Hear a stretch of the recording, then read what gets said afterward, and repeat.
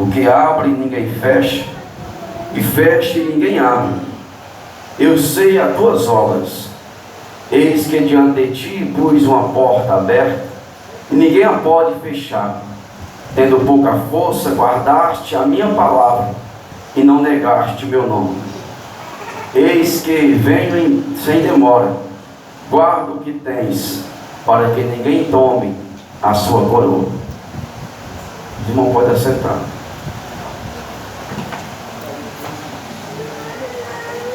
Aleluia.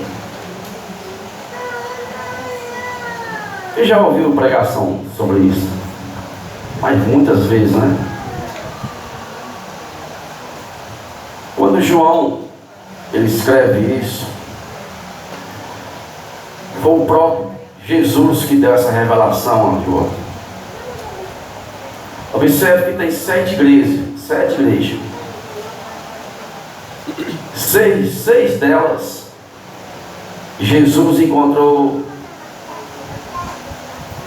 defeito. 6 dessas igrejas, Jesus encontrou situações que não agradavam a ele.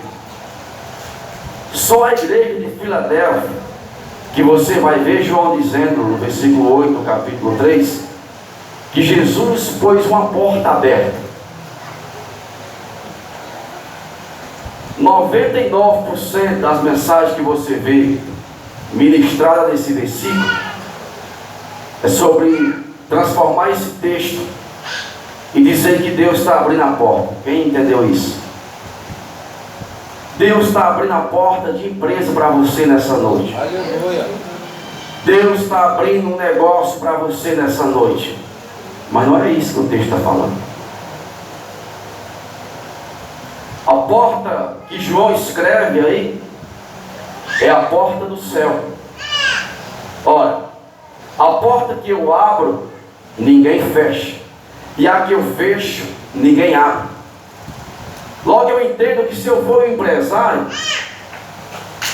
e eu colocar funcionários para trabalhar para mim, se eles não estiver fazendo o que eu mando, eu fecho a porta. Sim ou não?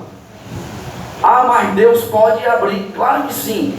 Existe a vontade permissiva e a vontade soberana.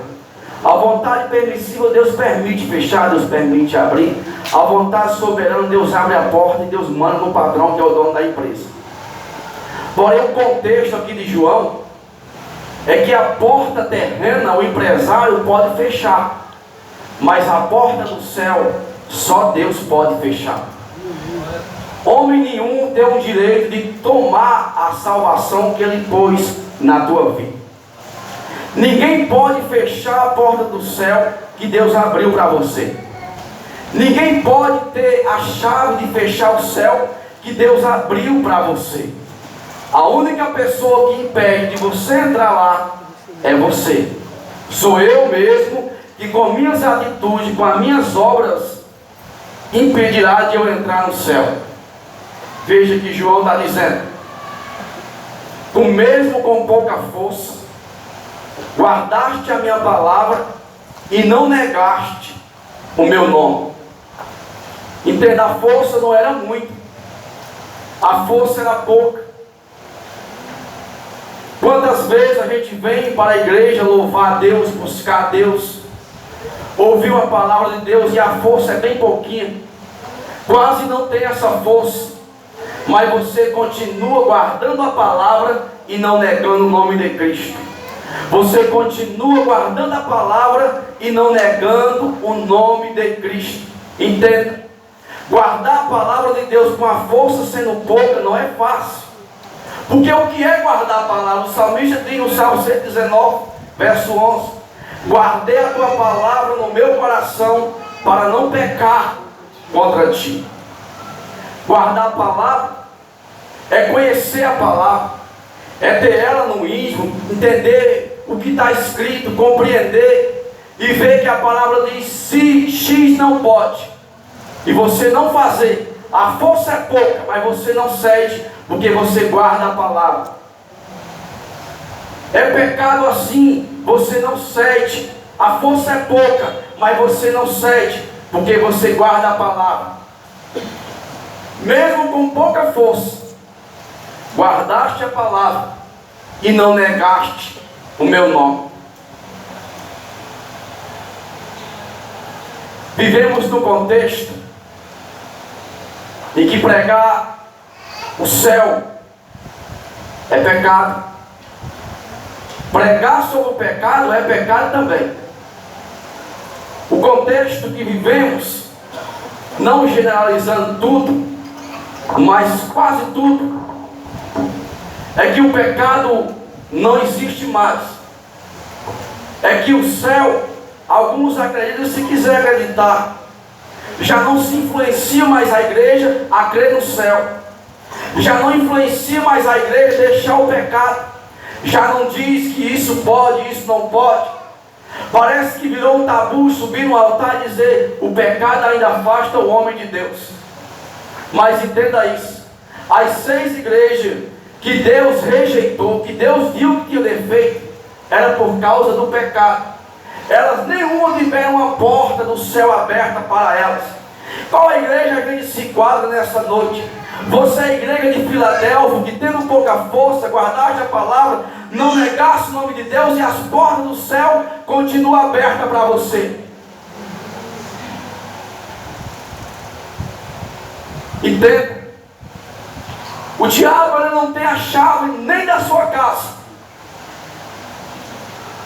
Quem coloca a gente no inferno é Deus, não é o diabo. Está escrito no primeiro, lá em Apocalipse capítulo 1, versículo 18. João também escreve: eu sou o que estava morto, e agora estou vivo e não morro mais. E tenho a chave da morte nas minhas mãos, e a chave do inferno. Entenda isso. Quando Jesus falou para Pedro em Mateus 16, versículo 18: tu és pedra, e sobre essa pedra eu edificarei a minha igreja, e as portas do inferno não podem prevalecer contra ela. Logo eu entendo que quando Jesus falou isso para Pedro, Jesus estava dizendo: Pedro, entenda isso, o inferno nunca vai ter o domínio sobre você, porque eu tenho a chave do inferno também. Eu sei quem coloca no inferno, também sei quem coloca no céu. A autoridade foi dada a mim, tanto no céu como na terra. Entenda isso. Está na hora da gente começar a temer a Deus. Está na hora da gente começar a temer a Jesus, que é o autor de tudo e todas as coisas, e tem o controle de tudo. Deus tem o controle do céu, o controle do inferno.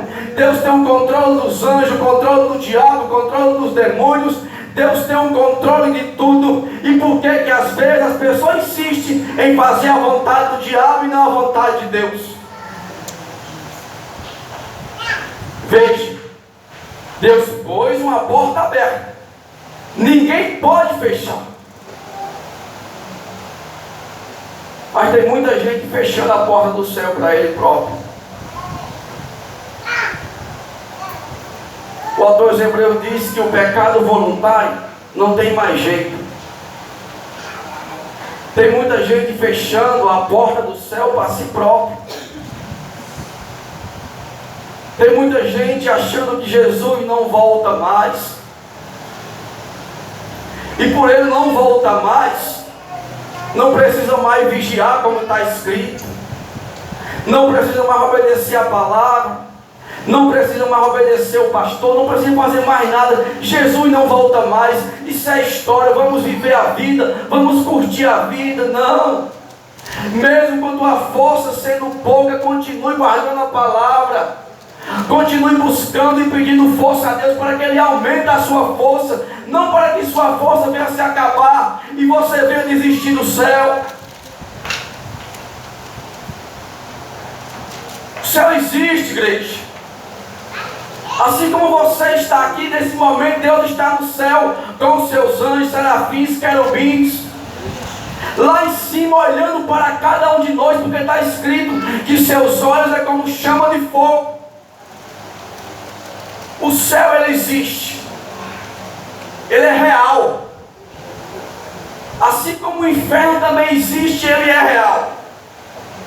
Assim como Deus existe, ele é real. O diabo existe, ele é real.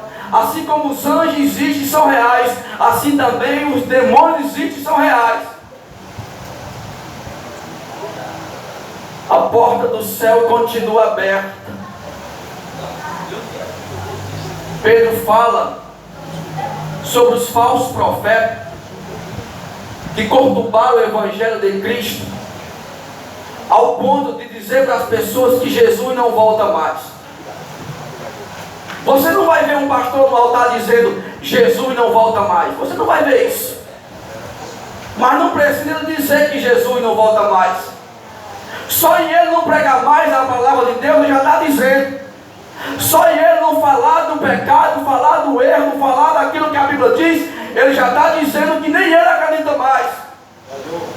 Mas quando ele acredita que Jesus está voltando, ele ainda teme aquele que está lá em cima e continua pregando: Jesus está voltando, arrependei vós, pois é chegado o reino do céu. A nossa mensagem pode até mudar, mas você não mude. A nossa mensagem pode deixar de ser pregada, mas você não pare de pregar. Continua acreditando no céu. No dia que a gente perdeu o desejo de ir para o céu, você deixa de ser crente. Se você está aqui hoje, nessa noite, adorando e glorificando a Deus, é porque ainda existe alguma coisa de Deus aí dentro dizendo: eu ainda acredito no céu e eu sei que Ele voltará para me buscar. Aleluia. Eu pus uma porta aberta. Essa porta se abriu quando Jesus morreu na cruz do Calvário. Jesus disse: Pai, está consumado. Ou seja, está pronto. Eu cumpri toda a lei. A porta do céu se abriu para receber eu e você. João 3,16. Porque Deus amou o mundo de uma tal maneira que deu seu Filho unigênito, para que todo que nele crê não pereça, mas tenha vida eterna. Ali é um texto bem claro dizendo: para que todo que nele crê não pereça, que perecer ao inferno, não morra, mas tenha vida eterna, não no inferno, mas no céu. Aleluia. O inferno existe, gente, e ele é real. Tem pessoas que dizem: a minha vida é o inferno. É nada. Tua vida é boa ainda. Tu fala, tu anda, tu come, tu bebe, tu se veste, tu canta, tu chora. Não paga para ver como é que vai ser no inferno, não. A gente tem mais ou menos uma base daquele rico, da passagem do rico e do Lázaro. É quente, traz desespero, traz agonia, faz a gente clamar, mas não tem resposta. É um abismo que não tem jeito de você passar para o outro lado. O inferno é um lugar que não presta. O inferno é um lugar criado para o diabo e seus demônios. O inferno não foi criado para você. Para você que é a igreja, Deus criou o céu. Mas se a gente não obedecer a sua palavra, o inferno espera a gente lá. O diabo espera a gente lá.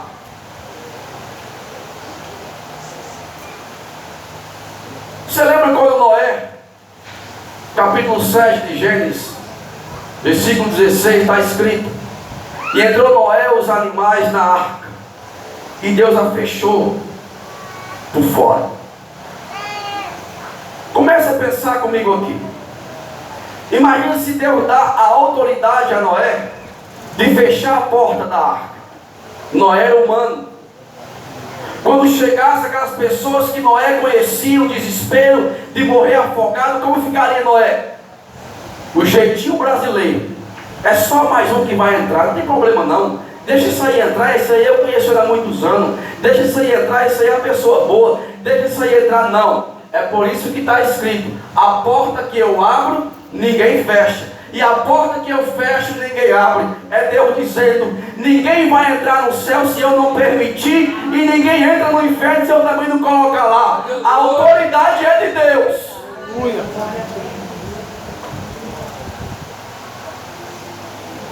O inferno existe. Por mais que a gente não goste de ouvir essa palavra, por mais que não soe bem aos nossos ouvidos, mas a gente tem que entender, como o presbítero Aldinho falou, eu vou morrer um dia. Talvez você morra hoje, irmão, não faça isso. Irmão. Tem que ser realista, ciente. A gente é vivo, a gente se apaga como uma lâmpada, como está escrito. Tem um infarto fulminante, morreu. E aonde você acorda? Você tem pensado nisso? Eu vou me acordar onde? Aos braços de Jeová ou nos braços do diabo? Aonde eu vou me acordar? No céu de glória ou no inferno do diabo? Jesus, ele está voltando. Você vê aí o que está acontecendo lá no relógio que é Israel. Jesus está voltando. E muita gente brincando de ser crente, achando que ele não volta mais. Pastores que não pregam mais a verdade, pastores que ocultam a verdade com medo de perder os membros. Deixa eu te falar, vivemos um tempo que tem muitos pastores que não são pastores, são tosqueadores. Quem sabe o que é isso? Tosqueadores é aqueles que criam ovelha somente para tirar a lã. Tosqueadores é aqueles que veem a ovelha não como alma, mas como dízimo, como oferta. O tosqueador jamais vai subir no altar e vai dizer: arrependei-vos, deixa o pecado, não ande sensual. Não vai dizer isso, porque afinal para ele põe a igreja cheia. Porque quanto mais igreja cheia, mais dízimo, mais oferta. Mas o verdadeiro pastor não se preocupa com isso. Ele chama, corrige com amor, exorta com amor, ensina com amor e diz: o inferno não vai receber você. Eu não vou perder você para o diabo. Eu não aceito você ir para o inferno. O pastor verdadeiro, ele ensina a palavra de Deus e dizendo: você precisa se arrepender, porque senão você vai para o inferno.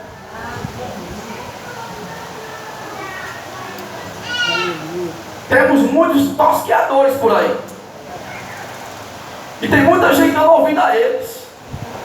Nas redes sociais, se você abrir agora, está lá o profeta do Pix. Faça um Pix de 50 que eu revelo a tua vida. Faça um Pix de 100 que eu revelo a tua vida, a tua família, a tua vizinha. Quanto mais a oferta, mais a revelação é maior. Tosqueadores, mentirosos, enganadores. Deixa eu te falar. Jesus falou desse tipo de gente. Cuidado com aqueles que são cegos espiritual. Porventura pode um cego guiar outro cego? Porventura não vão cair os dois no abismo? Olha, que abismo é esse que Jesus está falando? É o inferno. Pastores que estão tropeçando, indo para o inferno e levando o povo com ele. Não faça isso da sua vida. Eu louvo e glorifico o nome de Deus, que o nosso ministério, com todo defeito, ainda é o que zela pela palavra. Com todo defeito, ainda zela pela palavra, ainda prega a verdade. Com todo defeito, ainda diz